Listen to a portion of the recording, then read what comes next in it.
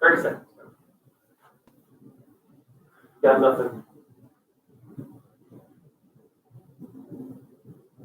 And yes, I know they're all old pictures. That's not the correct answer. Although that was a popular answer on Monday.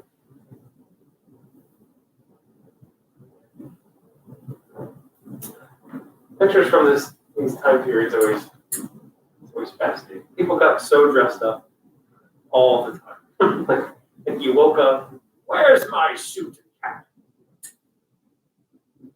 Wake up at 3 a.m. hungry. I'm hungry, but where are my pants? Get dressed first. Like all the time. They're just always dressed up. T-shirt has not yet been invented. Or pajama pants. Anything? You got something. Yeah. All right, at least one of you have something. All right, so now these wishes, and I realize it's 8:54 on a Wednesday morning, and these might be things you've never thought of before. And if you have, that's one thing. But if you haven't, that's actually kind of the point. So, wish number one. If you were completely incapacitated and unable to make decisions about what should happen to you, who in your life would you like to be in charge of making those decisions?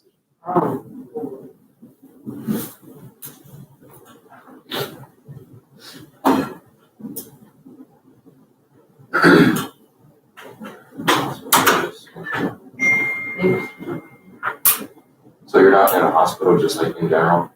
It's like You can think about it any way you'd like.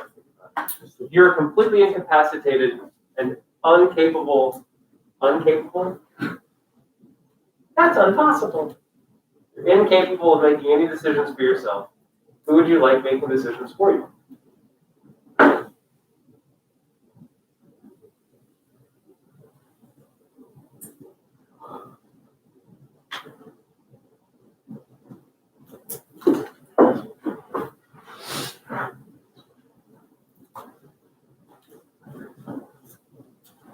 A second wish. Let's say you were in a hospital and death was something that could potentially happen to you. What kind of assistance from the medical world would you like?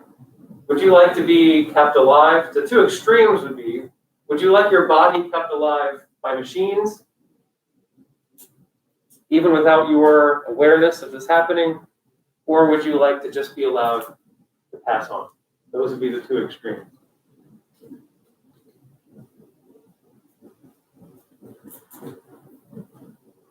I know, it's now 8:56 in the morning. You haven't even had creamer. What? Why am I being asked this? A third wish. Is there anyone, let's say if you were passing away in your final moments, is there anyone that you definitely want around you or anyone you definitely not want around you? Yeah.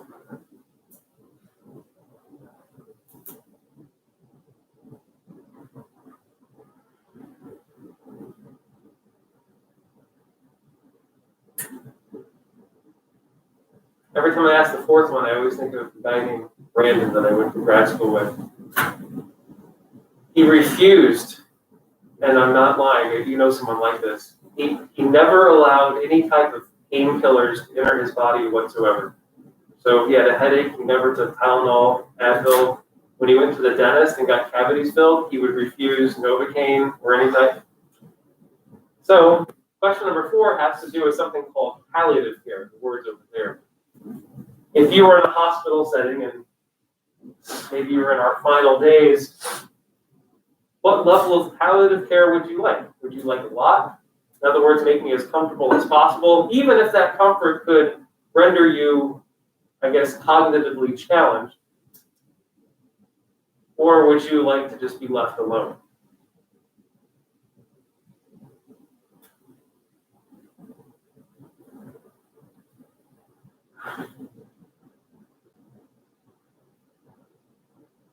John Travolta's son died? I'm sorry, what? Isn't it John Travolta's son died? He was in Scientology, they want to do like medical stuff, so his son died. I have absolutely no idea. I have no clue. I didn't even know John Travolta had a son.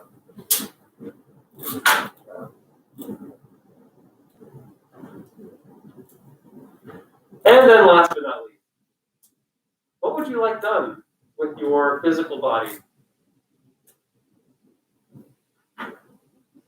when everything is over?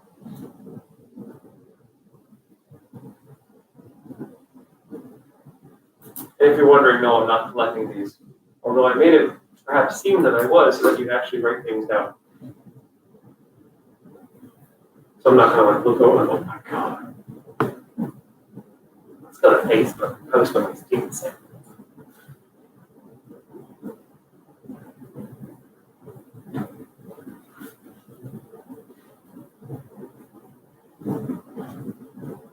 And you can share as little or as much as you'd like, but why don't we start backwards and work our way up? Have you ever thought about this?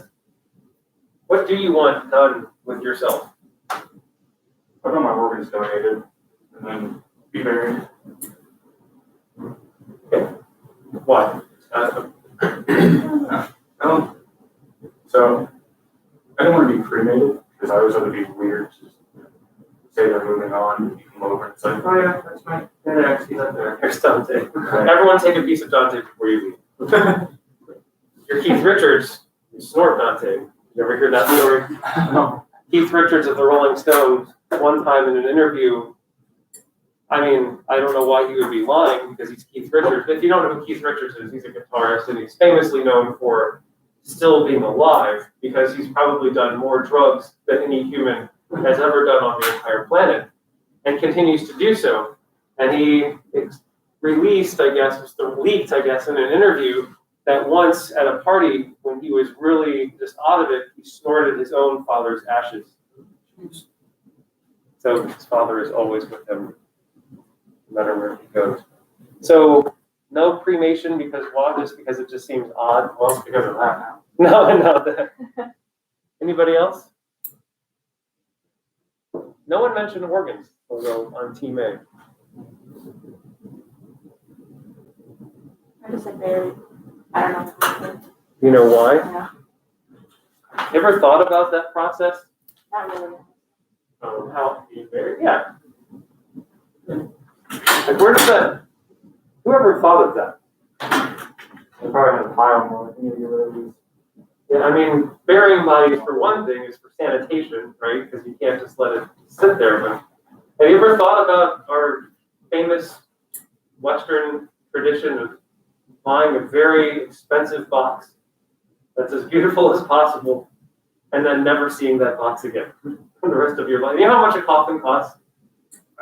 Any ballpark? You go way out. It's easily 5 figures. So, I mean, it depends on what you opt for, but that's usually. So, true story, it may be too much information about Dr. Meyer, but I spent an inordinate amount of time in my childhood at funeral homes because my mother is a professional organist, one of her jobs. So when you're a professional organist, you don't get hired for concerts and like parties, you get hired for weddings and funerals. So I went along to tons of funerals. So I spent lots of time like trolling around funeral homes because what else do you do when you're 6 and you're bored and your mom's for the next 2.5 hours playing for your funeral? Even back then, like if you didn't know, in funeral homes, that's where you buy coffins. They got like it's bizarre. There's like car lot, then you get to the coffin lot. And I remember just kind of walking around thinking sometimes I'd get in them. One time I almost like bumped it and I thought the lid was gonna fall. Like that's the last time I crawled in one. But even back then, these were like $7,000, $9,000. I remember thinking, even back then as a kid, like, geez, if you're gonna go bankrupt buying this box to seal it up and then put it 6 feet in the ground and cover it with dirt, and then we're never going to see it again. And you're not even gonna know that you're in there. So buried, and I'm not judging buried, because to be honest, I don't know. We've talked about this stuff, but it's weird. Anyone else want to be cremated? Why? Why do you want to be cremated? I just said Viking funeral. Viking funeral. That's what's legal in one state now. You don't know what that is? That's when we put you on a boat, like a wooden raft, and send you out to sea, and then someone with good aim shoots a flaming arrow and it lands, and you. It's one way to go out. Why cremation? My first was donating it, so like research. The what? Donating it. Oh, yeah. Just your entire body or organ? Yeah, and if they don't They don't take it. like for some, I know for some reason they. Yeah. We appreciate the offer, but no, we're going to pass on this. Yeah. So it's not that. Okay. Well, why? I don't know. I just. Then you ever, I guess, strange experiences. Another experience, maybe you've had this, but let's do this at a rinky-dink high school. Like, and I've told some of you this story. Ayersville High School in the middle of nowhere. But despite being a rinky-dink hospital, we were close to Toledo. And in Toledo, there's a place called MCO, the Medical College of Ohio. And our anatomy teacher from high school, that's where she went to school. She had these good relationships with people that went there. And her class was famous because every year, if you took her anatomy class your senior year, you got to take a field trip and go hang out with the cadavers, the MCO. You know what that is? It's just naked dead bodies that people have donated to science. So I'll never forget walking in the room and just kind of walking around. And some of them are cut up, some of them are not. And you're just kind of walking around like, huh, I'm just hanging out with a bunch of people that donated their body to science. And then we got in trouble because we made some of them smile and moving their hands and that sort of thing. But yeah, that was that's what you do when you're 16 and looking at cadavers at MCO. So donating to science. Anything else? Have you guys thought about this stuff? Do you think about it, or does it? Because according to any good lawyer, you should. But we'll get to this stuff later. So what about the pictures? What do they have in common? I said nobody was smiling. Well, let's see if he's right. Yeah. Same thing. I guess that's also true when someone's staring at you with would they have like a flaming thing like, now hold still. Let's see, smile. I got the start of one. It's the mustache. Kind of smiling. He's sleeping. Kind of like, thanks for the drugs, Dad. Very deaf. I guess no one smiled. So, anybody else? I said no eyebrows. No, I don't. Let's get as creepy as possible. Now, in all of these pictures, so are you ready for the answer? In all of the pictures, at least one person is dead. What? So in this picture, it's the girl on the left. Maybe that's obvious. She's no longer alive. Oh. Where's her eyelid? In this picture, it's clearly the woman in the middle. If you didn't guess. Which always makes me wonder, why is he kind of smiling? He did it. Exactly. I mean, this one's obvious. Dead. And this one might surprise you. It's the girl on the right. You ever play with Barbies? And sometimes they come with those plastic brackets. You know where they got that idea? From death pictures, because there was a metal bracket that you would put up to pose people, and then you take your death picture. You guys have never seen these before? Why the death picture? Why is it death? So my stepmother and my dad, my stepmother loved antiques. She loved it. That's what one of her big hobbies. And her dream, one of her dreams was to get an old Victorian home and fix it up and live in it. And they did. House in their little tiny hometown went for sale. They bought it. I've never really spent any time in an old Victorian home. You know what I'm talking about? Those ornate, almost like doll-looking houses. This, I mean, for a kid, this was just awesome. It had secret doors and stuff like that. The way they built these houses was just fun. So they fixed it up. But I remember when they moved in, the guy who lived there he had died, and they were peeling off old wallpaper and stuff like that. And they were peeling off the wallpaper in the smoking room. That was fun. And some pictures fell out from under the wall. And my stepmother knew exactly what they were. I had no idea. She's like, look at this. And they're kind of pictures kind of like this. And I'm like, okay, sucks that they left their pictures behind. And she's like, no, do you know what these are? I'm like, no. She's like, well, these are death pictures. I'm like, what? I was like 14 or something. I'm like, no, I mean, she knew this because she's an antiquer, is what she does. In the Victorian area, it's somewhere in Ohio. In the Victorian area, it was actually really common for people to take death pictures. You had your senior pictures, I guess, and when you died, you got your picture taken with your family. And it wasn't just in your coffin or on your deathbed. It was like this. Let's get you dressed up before you start to decay or anything like that. And then we'll put some makeup on, pose you, make you look alive, and voila, death picture. And they would hang them in the house, and it would just be something that you talked about. Why don't we do this anymore? And how would you feel if someone had one of these hanging up in their house? Who's that? Oh, that's Ricky. Oh, yeah, that's his soccer game. Oh, yeah, that's when he died. And maybe he's posed playing soccer. But that's what they would do, and yeah. I was just gonna say people that die have more like rights and like think about it more nowadays. Because before it was like kind of just like stand everyone follow, and I think they like their own certain beliefs, and then a lot of people like plan it out. I didn't catch the first part. I was just gonna say people like have more of their own like individual rights, and they're like less against like the normal. Okay. But this kind of was the norm, though. If you didn't do this, you were kind of odd. Now let's bring this back. The what? So let's bring this back. Well, I mean, there's no rule saying you can't. No. All right. I'm kind of going all over the place with this power. But the reason this seems odd to you, unless it doesn't seem odd to you, that's okay. It's a personal choice, and I'm not here to judge you. But the reason this doesn't seem normal before is because this is no longer part of our death ethos. So this seems like an okay place to start. We're starting the chapter on death and dying. We haven't caught on. Well, I tried to purposely throw you for a loop by not letting you know we were going to talk about this, because then if you knew and I showed you the picture, someone probably would have guessed it, because the topic is death and dying. What else would they have in common? A death ethos is a society's overarching set of beliefs and customs around death. And we've gone through several in this country, and we're starting somewhat of a new one. We'll get there. But we've gone through several significant changes in our death ethos. The first death ethos we had in this country, and we're going way back, like centuries, we brought over from Europe, and it was simply called the tame death. The tame death means death is expected, death is not feared, and the death of a person is something the entire community is involved in.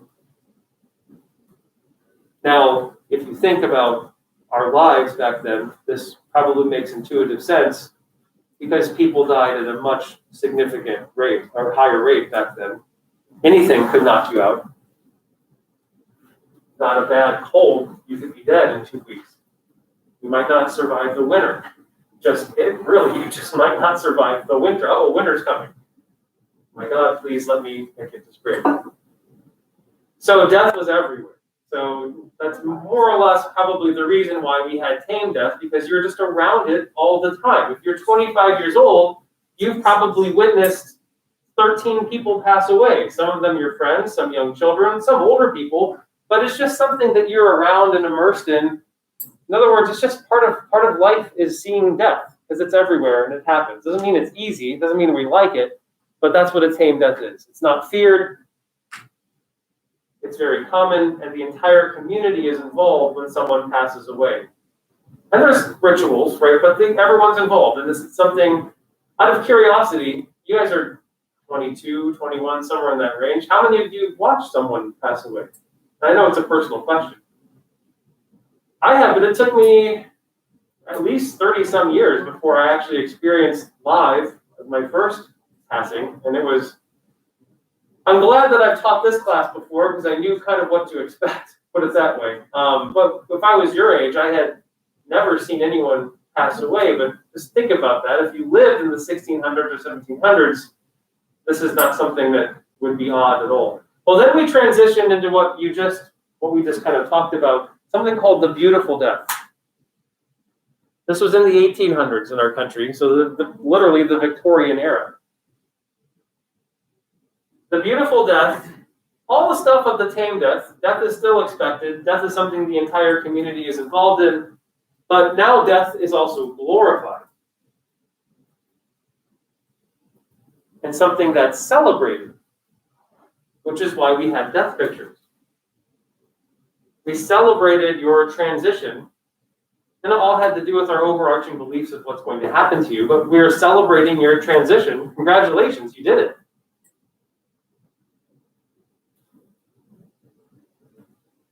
So just like any other celebration, you got to take a picture. And we commemorated it, and we glorified it.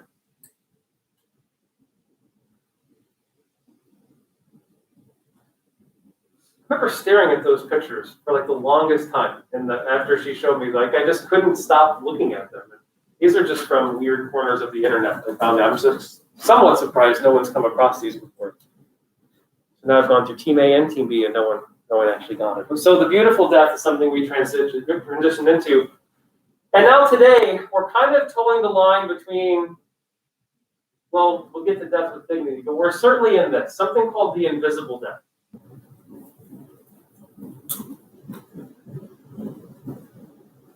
There's no necessarily one reason why we're in this, but we are. Today, death is something that's feared and delayed as long as possible. That's part of the invisible death. Now it's something we fear and delayed as long as possible. And by delayed as long as possible, I mean keep me going for as long as you possibly can, if you can. But it's certainly feared, and it's also something that's no longer a common experience in people's lives. A couple of these. Bless you, thank you. And that's related to the last one, where death is now something that's largely done in isolation.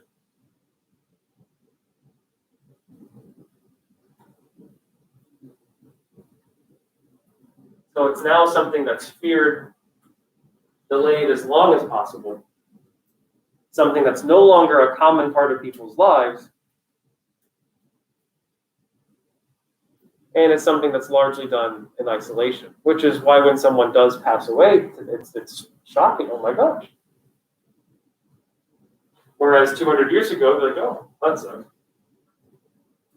Who's going to die today?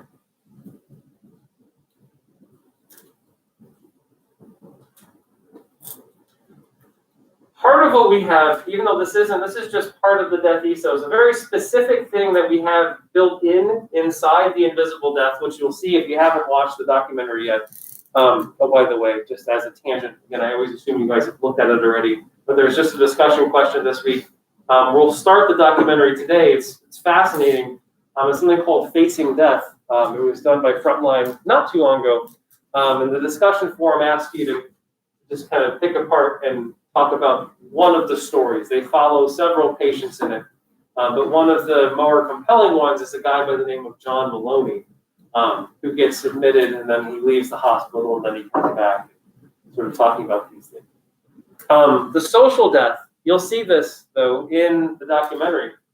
The social death means when people are in the dying mode, so when they know death is near and they're in a hospital setting, they largely get treated as non-persons.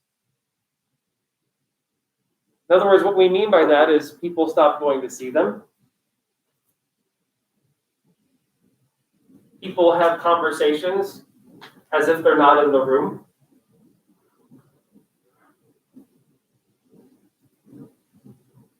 In other words, when you're in the dying mode, you're largely you've already experienced one death. That's the social death. You're largely disconnected from society and treated as a non-person. And yes, I know there are caveats and exceptions to this. And hopefully you're thinking of a positive story like, well, we didn't treat my uncle like this. Well, I hope you didn't. But we're talking just in general. This is how people get treated in the hospital when they're in the dying mode.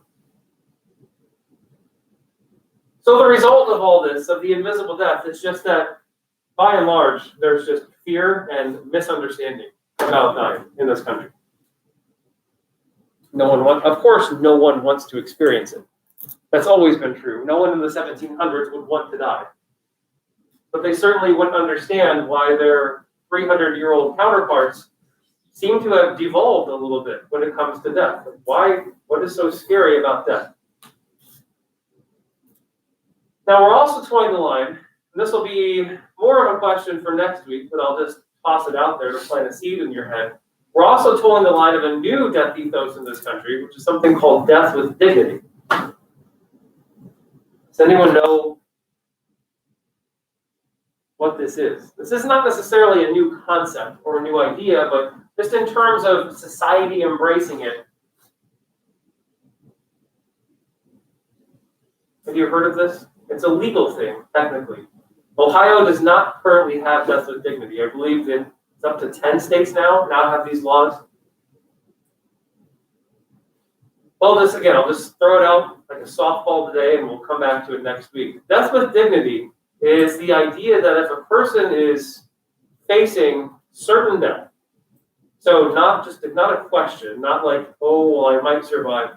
So if someone is facing certain death, and they're also facing certain immense pain and suffering on the way to that death, should they be allowed, while they're still with it and cognitively astute, should they be allowed to exit this world on their own terms, legally, before experiencing 6 to 9 months of unbearable pain and suffering on the way to an inevitable death? That's what death with dignity is. Religious-assisted suicide? Physician-assisted suicide, yes.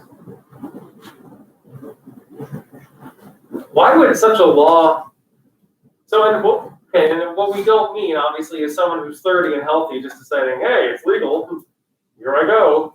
No, we'll get to it next week. There's some very specific details and things that need to be checked off before this is even signed. So in the states where it's legal, it's not like you've got suicide rates skyrocketing. It's actually a very specific amount of boxes you need checked off. Yeah. Maybe they're doing it because money purposes or resources. Yeah, if they're just going to lay in the hospital bed for 6 months. You may, the resources is actually something I hadn't thought about, but I'm sure hospital administrators have thought about that. But I'm not sure if you did know this or not, but suicide is illegal. And I'm like, what? What do you mean suicide's illegal? Well, why is that a big deal? Well, when someone passes away, especially someone who's older, they've accumulated stuff like inheritance and life insurance. And for example, if something horrific would happen to me, my family would be taken care of because I have life insurance through Mount Union and all that stuff. And don't kill me for it, but this is why spouses sometimes kill each other, right? Oh, you sign, gee, I wonder who did it. You just had her sign the $1 million life insurance policy, right? And then she just fell off a cliff or fell down the stairs, sure, right? So, but if you commit suicide, you don't get any of that money. The state gets it. It just goes to whomever. So when someone commits suicide, anything their family was promised is completely out the window. So not only are they dealing with the emotional torment, you just screwed your family over. I just did it on the live stream, but you just completely screwed them over for the rest of their lives because all that stuff they're not going to get. You get no assistance whatsoever. Fine print on every single legal document says, oh, by the way, if you commit suicide, all bets are off. So that's a thing. So that's why these laws are being established because people have always, in fact, Dan and I just had Wessel and I had a conversation about this morning. People have often chosen suicide, man, my language, when they know death is coming. But unfortunately, it's not legal, which means when they make that choice, everything's out the window. So that's why these laws are being argued is maybe we should make this not just the humanity aspect of it, but we'll get into it next week. So just food for thought. So what goes into a death ethos? Well, there's 5 things. And that's why death ethos is surrounded by 5 boxes with mysterious letters. So there's 5 factors that go into a death ethos, and this is also how death ethos is changed. And it's kind of it'd be interesting to go in a time machine 100 years from now and wonder where are we now. So the first factor that goes into it, we'll just start with the F. That's our common funeral, a society's common funeral practices. That certainly goes into one's death ethos.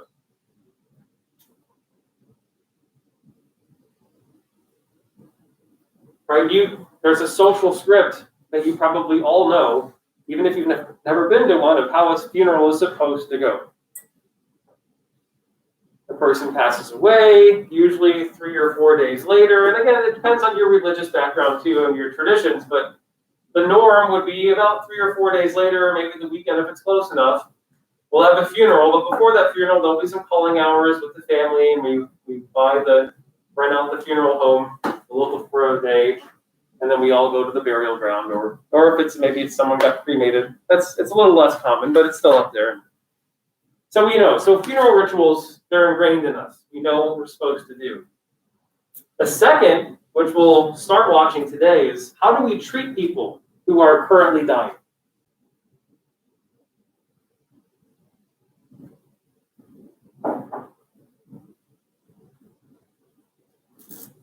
And I think I have numbers up here. Saving myself a quick walk. Might as well throw these in here now. There's no perfect way to put these. 80% of people, when we ask them, 80% of people say they would like, if they had a choice, they would like to die in their own home. But that's not where death happens. 60% of people in this country die in a hospital.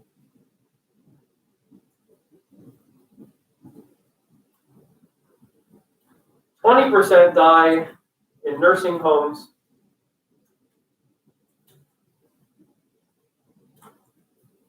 And then the other 20% do pass away at home.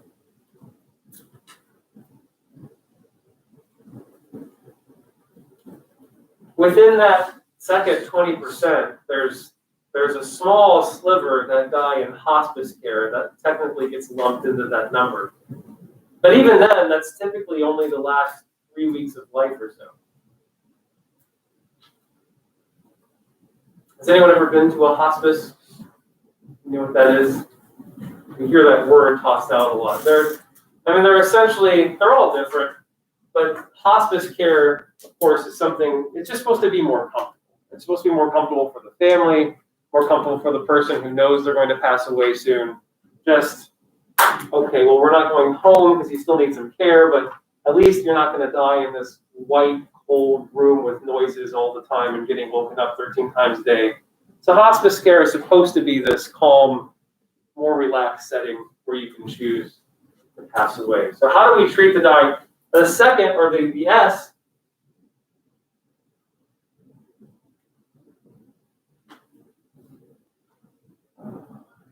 what are the social conventions?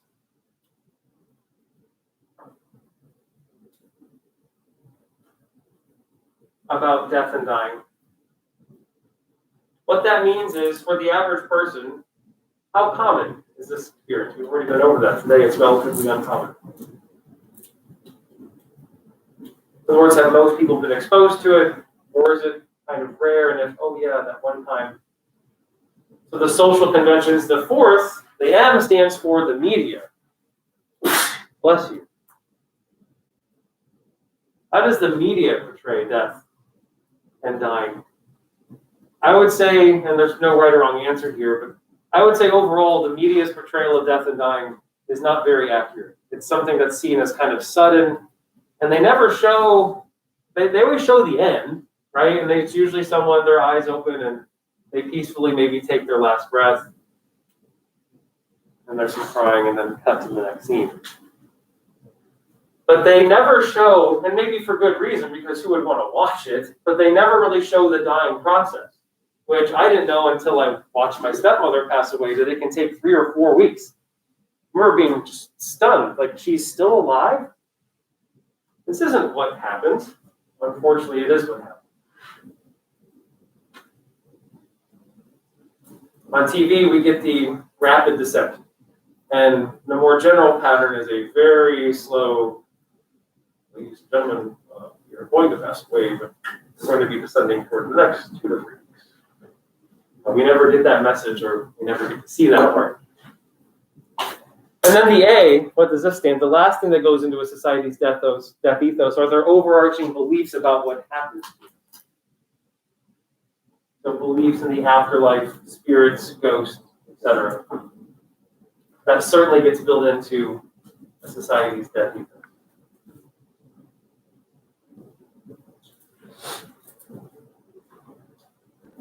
All right, so let's actually take a pause here. We'll watch a little bit of what Facing Death has to do with. There's two really compelling documentaries, and I always kind of debate which one to go over, but this one actually goes into those mysterious wishes that I had you write down. The overarching theme of Facing Death is, number one, how long we're now capable of keeping you alive. Number two, the situations that family members and people who are dying find themselves in, grappling with, well, do I want this care or not? Is it going to do any good? What is my quality of life? How long do I have left? Who makes these decisions if you're not able to make these decisions? And just how much intervention do you want as a human being? Like, what is it? When do we just stop all of this stuff? And when do we keep going? And how do people come up with these decisions? That's more or less what this is all about. In the intensive care unit at Mount Sinai Hospital in New York City, a family gathers. Gandalina Lara Murillo has been kept alive on a ventilator for the last 5 days. She's not doing well. You don't know why it's not yet. She's dying. Very difficult. We know. With every major organ failing from end-stage liver disease, her family is now faced with taking her off life support. We have a decision to make. One of the decisions is whether we should take the tube from the mouth and take it out. Does he have thoughts about that? Say yes. Okay. So let me prepare you for what may happen. The ICU is at the apex of life and death. We give a little bit of dose of the sedative to make sure she feels no pain. We have a tremendous amount of technology that prolong life. But ultimately, we can't overcome the patient's illness in most cases. They have cancer. They have kidney disease.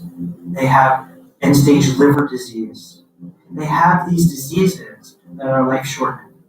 After we remove the tube, and if you look at the history of critical care, the idea of an intensive care unit was for you to come there with a life-threatening illness and respond to the treatments and get better. But unfortunately, what's happened is that Americans are now coming to ICUs to die.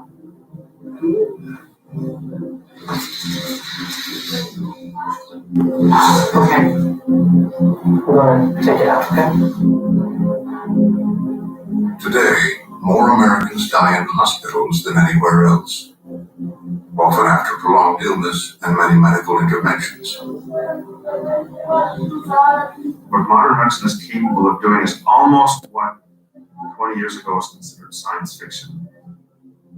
Essentially, you can support pretty much every body system for years because you can keep their lungs breathing and keep their heart beating, keep their blood pressure up and keep their blood flowing.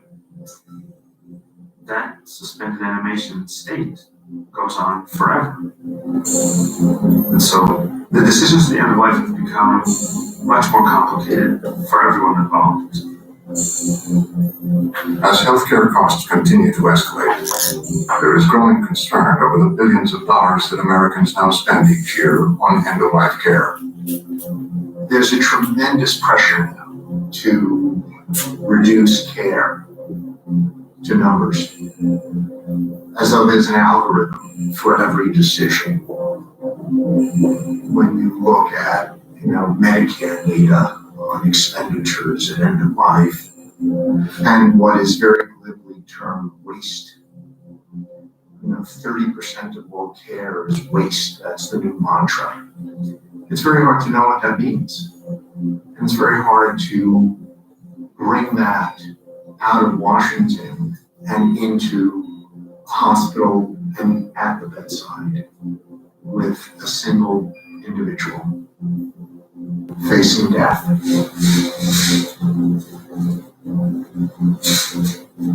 Hi. Can you squeeze my hand? Hey, boy.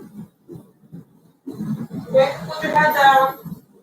Robert Bernardini is 47 years old.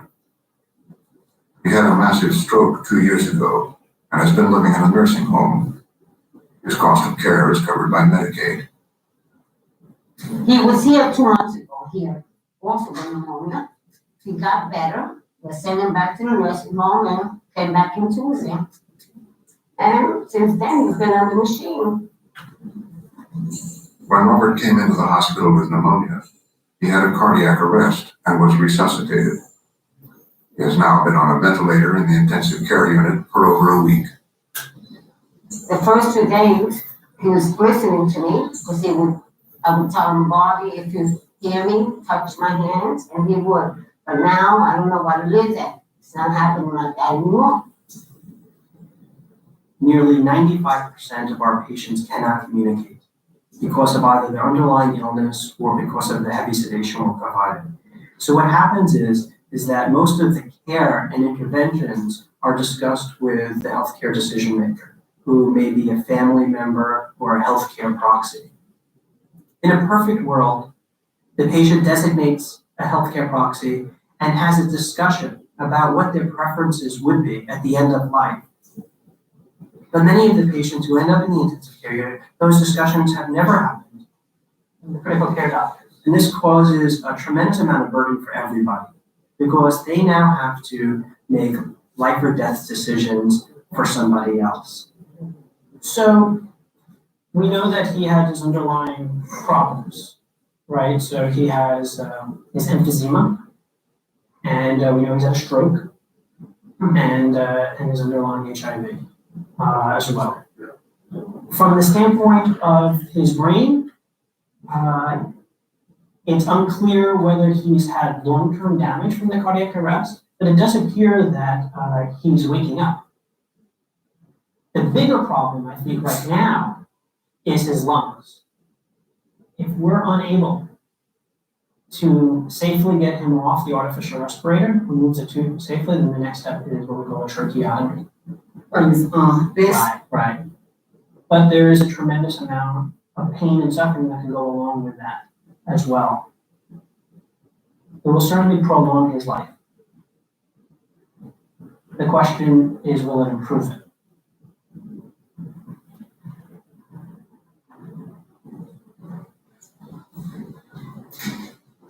I don't know what to do about this.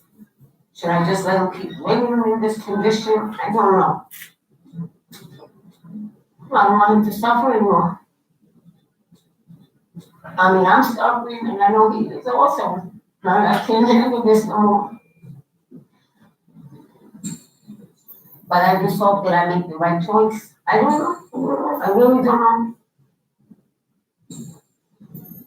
These are decisions about whether people are going to be alive or not alive.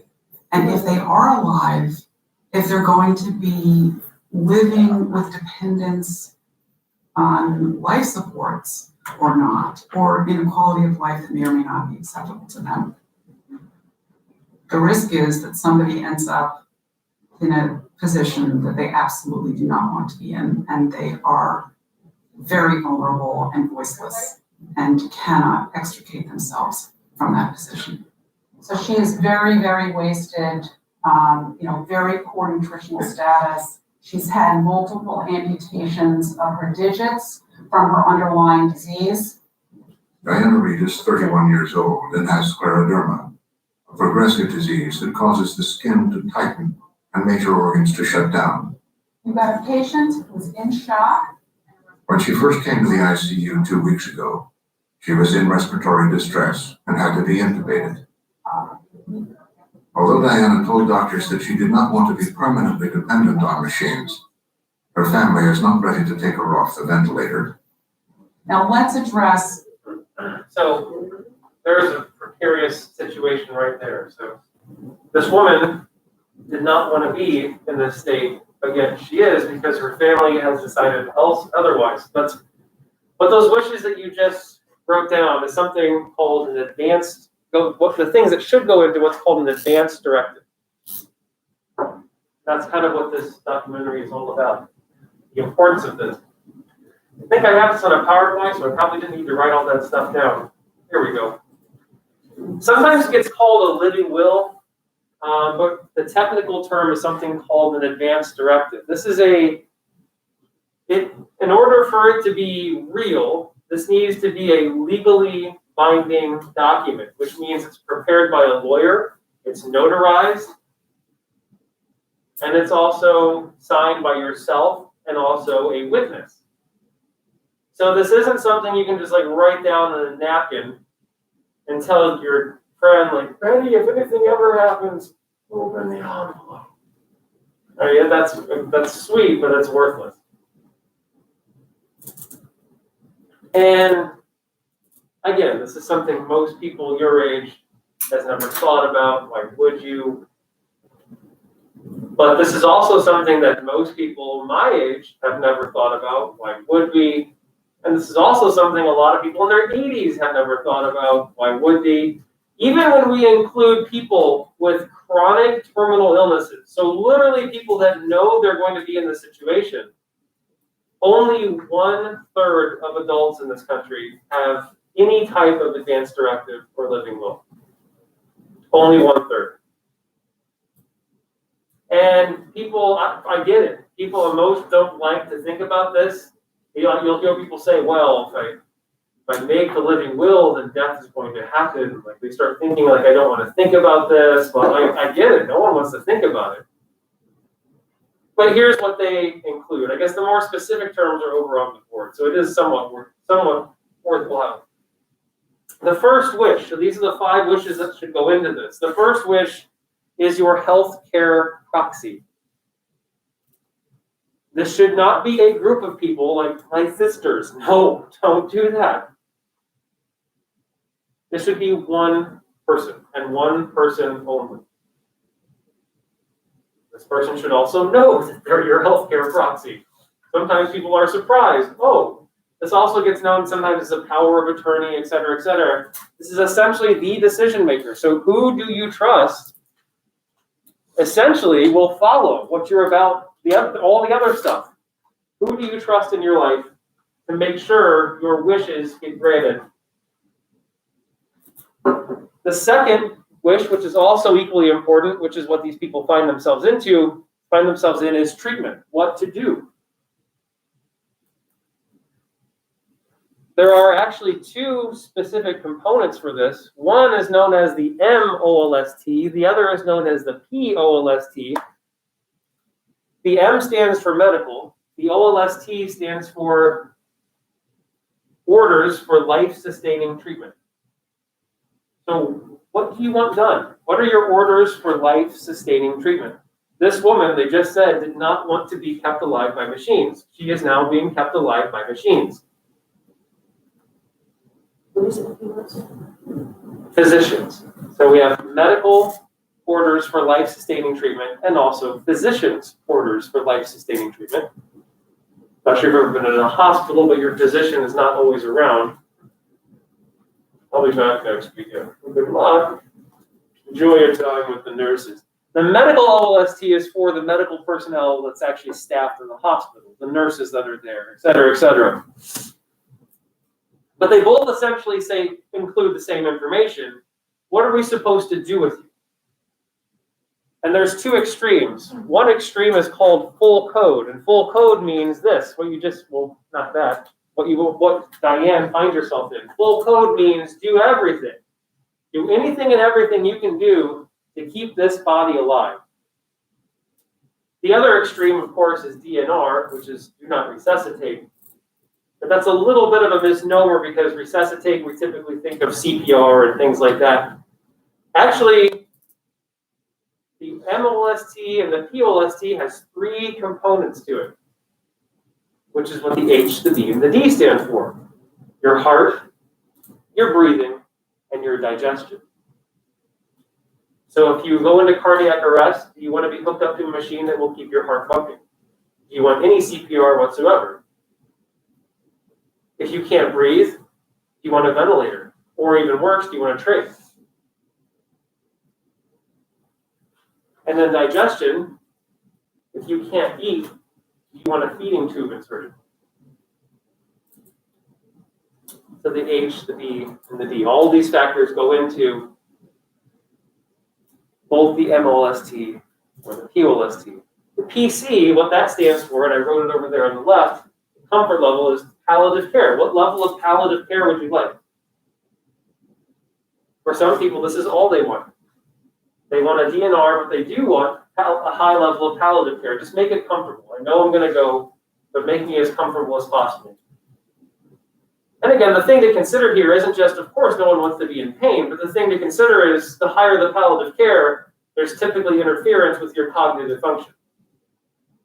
We can dope you up on all the morphine you'd like, but the higher you go, the more time you're going to spend rendered unconscious and not able to communicate. The fourth wish that should go into this is, who do you want around? Is there anyone you would like around? Is there anyone you would not like around? You're allowed to make that decision legally. And then, of course, the last one is, what do you want done when you finally pass away? So again, to actually be worthwhile, there's one more thing too. It has to be a legal document that's notarized and signed by a witness.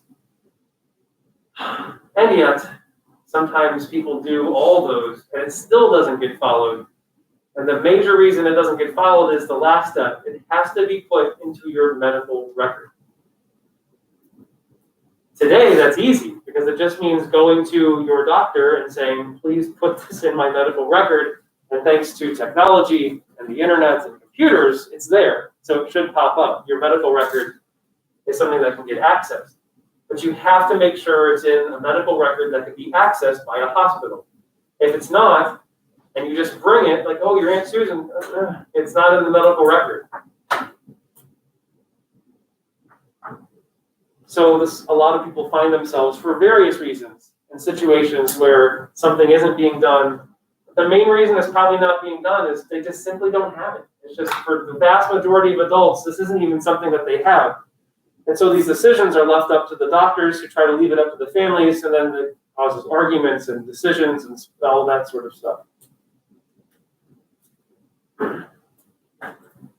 One more thing I want to make sure, and I'm not sure where on the PowerPoint it is, because I'm kind of jumping around. One thing you'll see people go through in this is there's both physical changes, there's cognitive changes,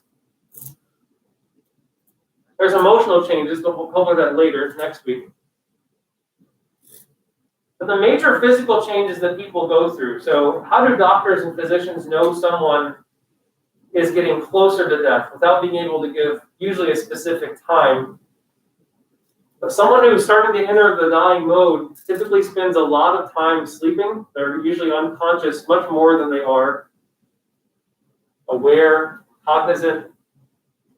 There's typically some very significant cognitive changes, the major one being a sense of disorientation. So they lose the sense of where they are, who they're with. So now you know what disorientation means. It's not just confused. It's literally not knowing who people are and where people are at. It's very common for people to experience all sorts of visual and audio hallucinations, claiming they see people coming in and out of the room, objects, etc., etc. The palliative care aspect is important because, unfortunately, death and going through the dying mode is typically not something that's pain-free. In fact, it's typically the opposite.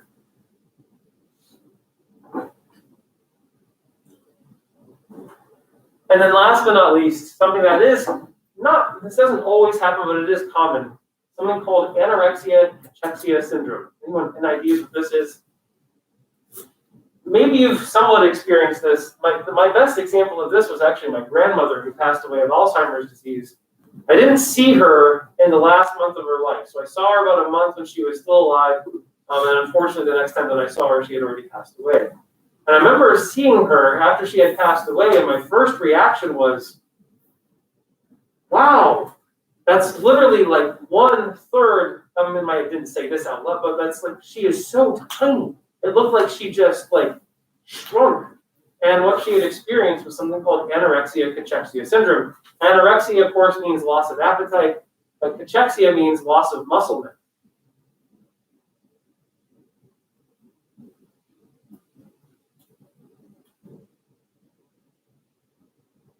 And the loss of muscle mass is due to you're not just not eating without an appetite, but your body also loses the complete ability to absorb any nutrients. So even if you had a feeding tube in, it's likely not doing anything because your body can't, it's done. Your body can no longer process and digest nutrients from the outside world. So people, when they do pass away, are often very tiny compared to what they were even maybe 2 weeks ago. It's this rapid, and not just, the image is still in my head. I just couldn't get over how small she looked. To the point of just not even really looking like my grandma. The good news is, there actually is a positive here on the emotional side, and we'll get to this next week. But most physicians that work with people towards the end of life and nurses that are around them, the one aspect they do notice is there's typically significant emotional growth towards the end of life. People gain a clarity, people gain a new level of maturity. Does this always happen? Of course not. But there's most physicians and nurses that work with people in this situation say that, yeah, there's an unexpected, rapid emotional growth towards the end of life, and there's some answers as to where and how that happens next week.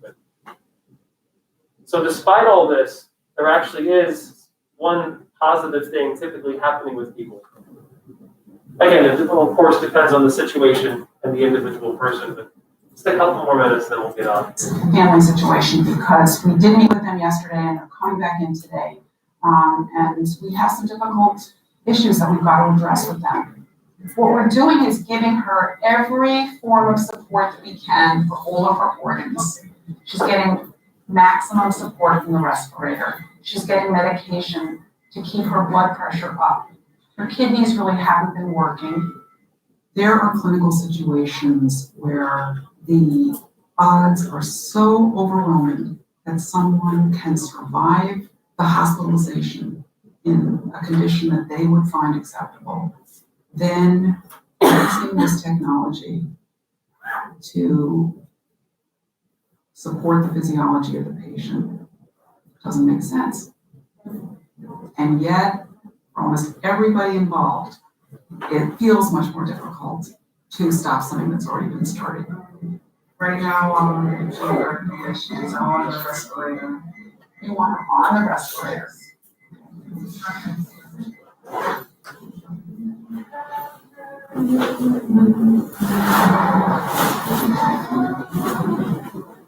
All right, so that seems like a natural thing. So the family's choice can override hers.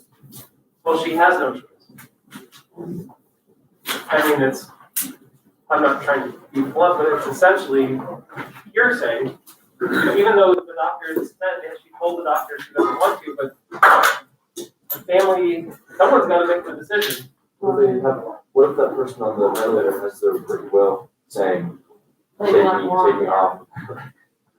It depends on if it's legal, is it notarized, or is it just something they wrote down? If not, then the family is going to override that. So just to give you a visual and not leave you completely hanging. So John Maloney's story starts, not that I want you to just skip to it, but John Maloney's story starts around the 23-minute mark. That's John.